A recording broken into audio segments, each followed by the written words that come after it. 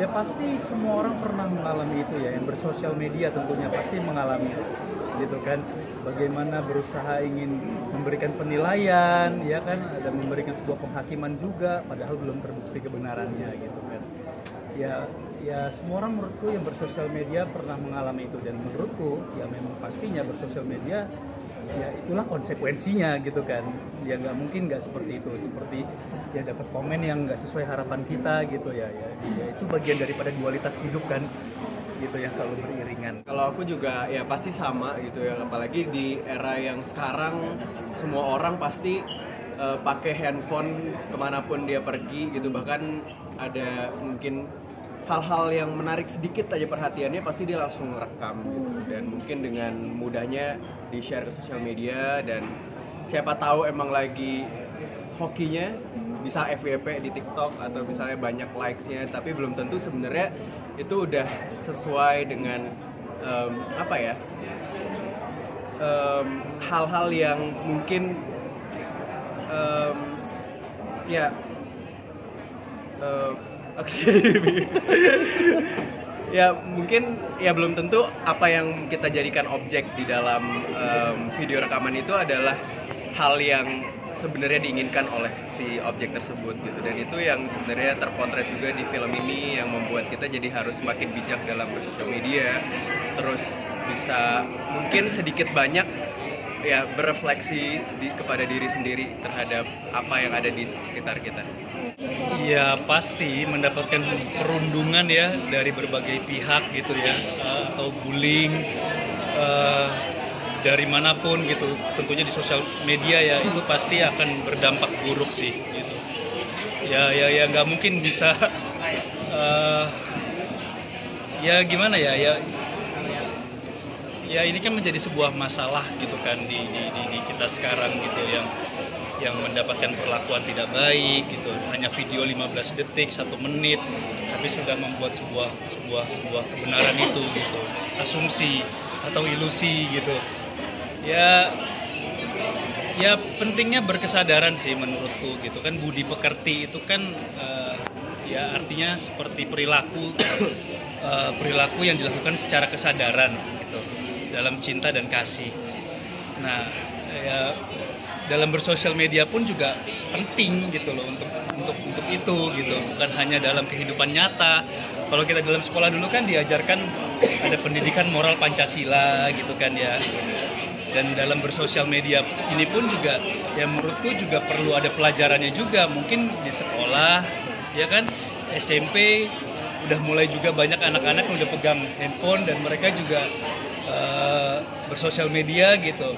Nah pentingnya sih itu ya, nggak hanya anak-anak sekolah ya, ya kita sebagai orang tua pun juga perlu belajar loh, karena ini kan sesuatu yang barulah kita beradaptasi dengan teknologi gitu. Ya itu sih kita perlu menjaga itu, kesadaran dalam bersosial media itu, tata krama, sopan santun ya.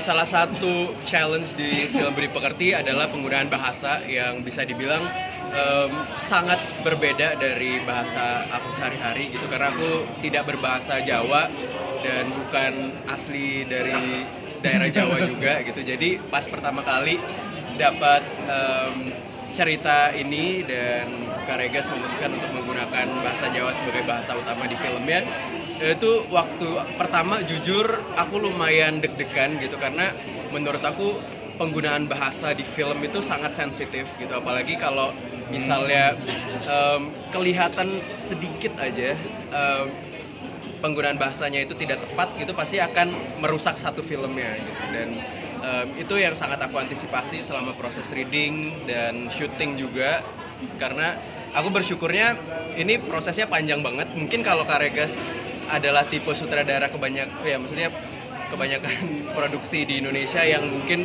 pergerakan pre-productionnya itu sangat cepat, aku mungkin tidak akan bisa semaksimal ini juga gitu, karena menurut aku Kak Regas punya pola dalam mempersiapkan karakter masing-masing tokoh itu sangat presisi banget, terus jenius banget.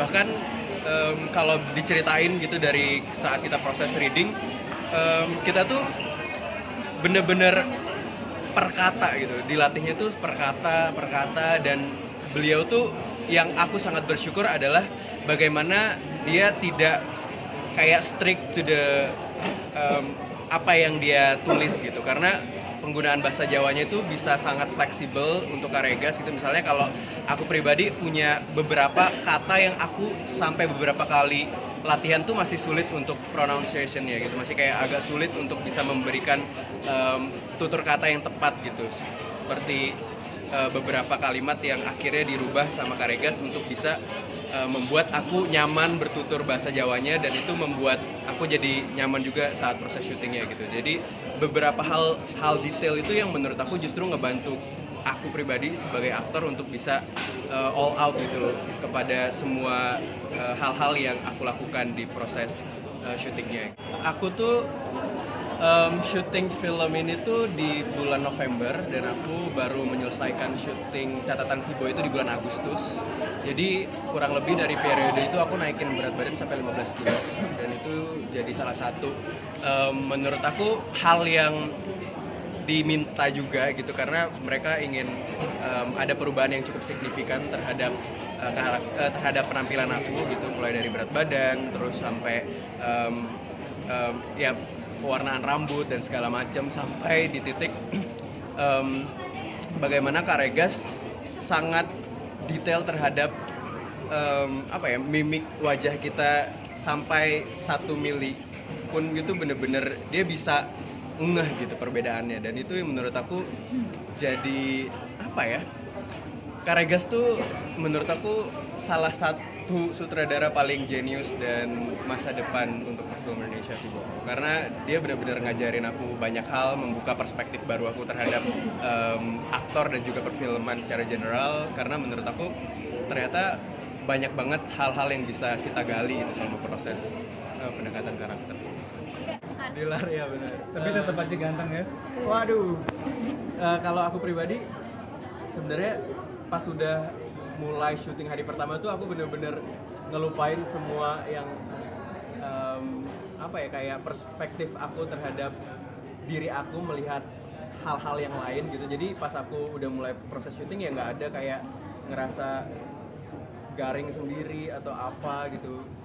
Itu udah ketutup semua gitu, karena menurut aku apapun yang terjadi, apapun perspektif dari Muklas itu sendiri adalah emang ya itu yang dia percaya dan dia rasakan gitu, dan itu yang terjadi selama proses syuting. Jadi semuanya berjalan sangat smooth sih menurut aku setelah proses syuting, karena bahkan aku nggak berasa syuting karena lebih banyak waktu jalan-jalannya sebenarnya selama di Jogja. Dan satu fun fact buat aku, kenapa ini jadi salah satu film yang menurut aku spesial, lokasinya. Karena ini syutingnya full di Jogja, dan aku pribadi sebenarnya dari awal aku perjalanan karir sampai sebelum syuting film Budi Pekerti, aku nggak pernah syuting di luar kota gitu. Jadi kalau kalian lihat, aku pasti selalu syuting di daerah ya udah Jabodetabek gitu. Nggak ada yang full 100% syuting di luar kota. Jadi itu salah satu kayak experience yang spesial buat aku, karena ini jadi pertama project yang akhirnya aku nggak syuting di Jakarta, terus ambience-nya baru, terus hampir semua juga krunya orang Jogja gitu. Jadi in frame ataupun di luar kamera secara tidak sadar kita menggunakan bahasa ya dialog atau aksen Jogja gitu. Jadi itu yang jadi mempermudah aku sih untuk di karakter ini.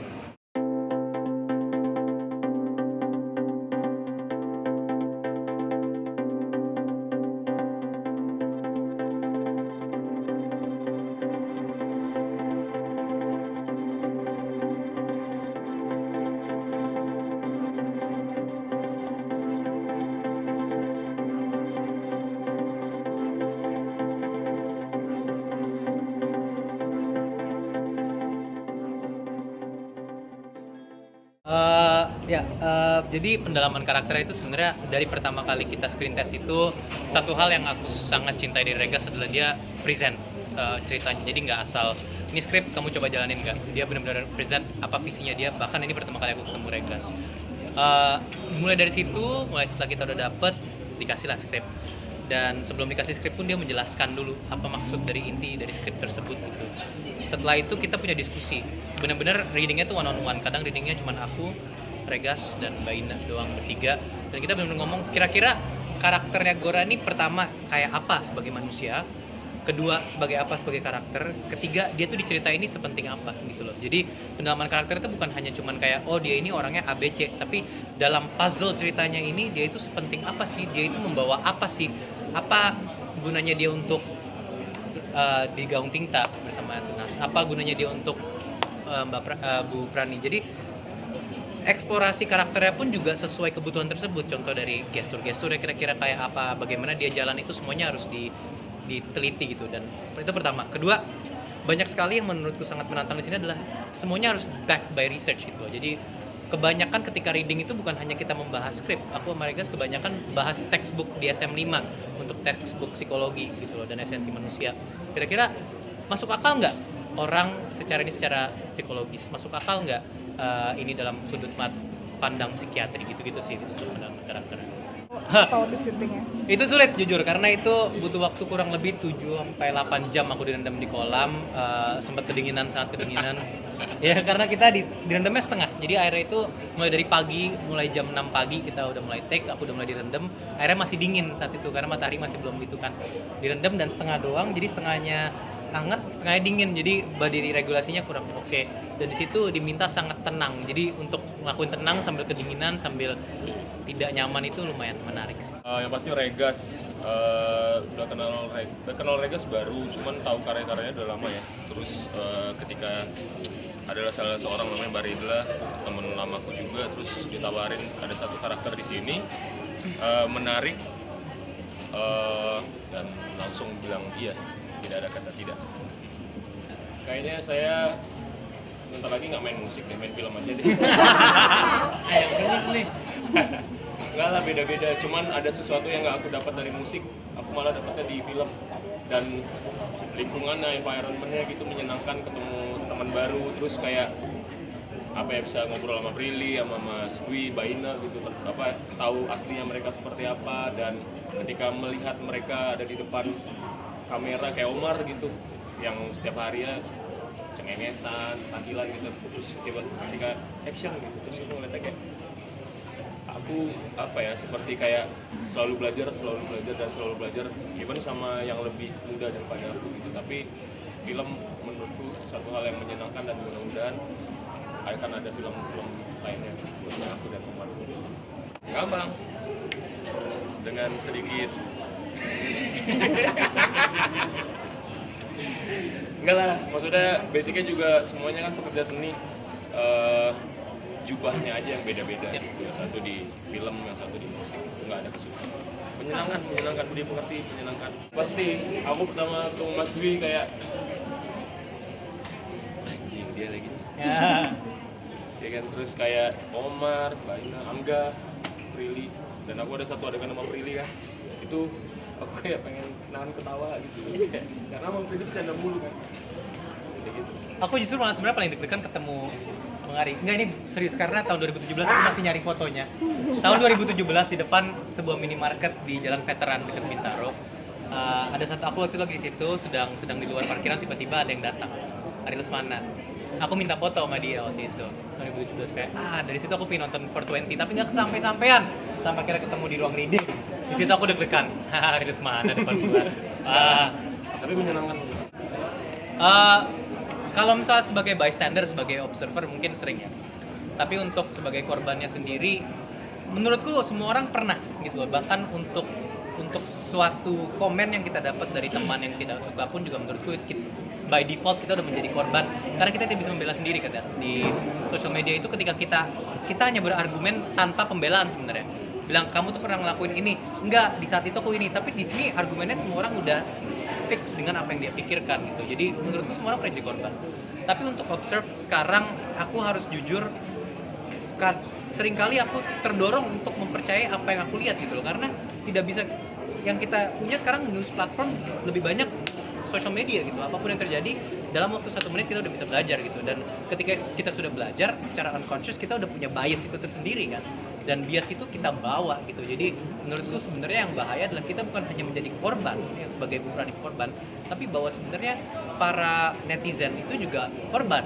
Karena mereka korban tren, mereka harus berbicara gitu loh. Dan ketika kita tidak berbicara berarti kita tidak mendukung atau kita against. Itu kita by default menurutku udah jadi korban.